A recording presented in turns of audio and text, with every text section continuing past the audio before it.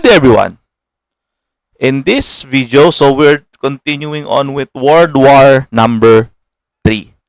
So, pag-usapan natin ng pasada lang because there will be more on the following video. So, this is just a quick brief on how will the World War go. So, before there were Germany and Japan against the rest of the world. Now it will be a different thing. So, today it will no longer be just clusters of countries. No, each countries will make a certain team and then it will be against another team. Ganon siya. So, it's like your Flame of Recca.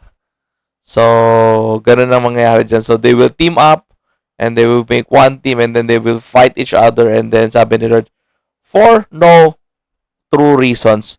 Hindi naman daw because of land territory. No, it's not about land territory. It's the integration of the one world government.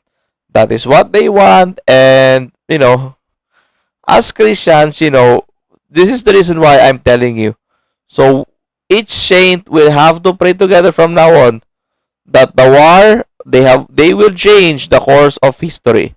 They will not follow the pattern from the 1920s. And they are forced to make a newer pattern, sabi sa kanila, in which they will take them way longer compared to the normal timeline that they have today. Sabi sa kanila, it's gonna happen, it's inevitable, but we can delay it from time to time if we think that, kasi pag sila doon nagsabing, wag muna, the devil cannot do anything. Hindi rin gagalaw ang devil once the Lord has commanded the devil. Wait, can the Lord command the devil? Of course.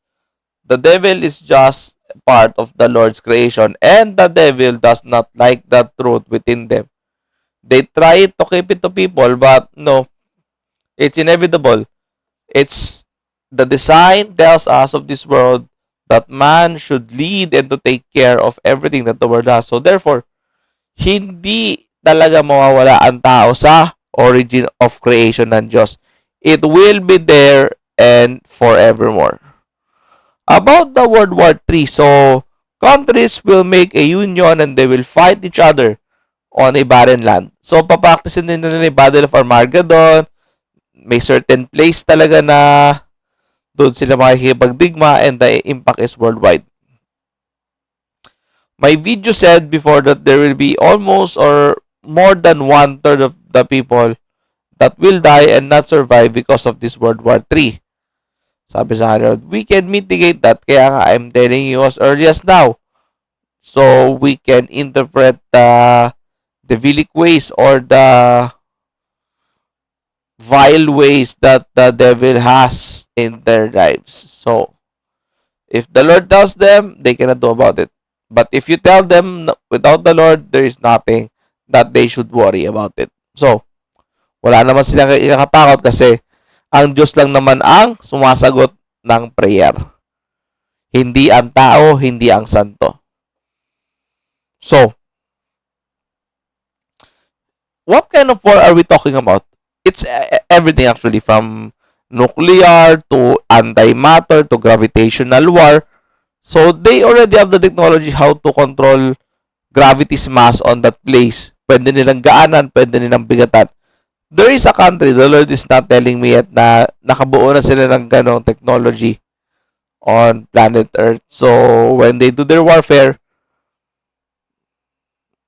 babay na. Pwedeng bumalik kung kailangan, pwede naman din hindi kung ayaw na. So, that's it for this video, no? I'll see you next time. God bless.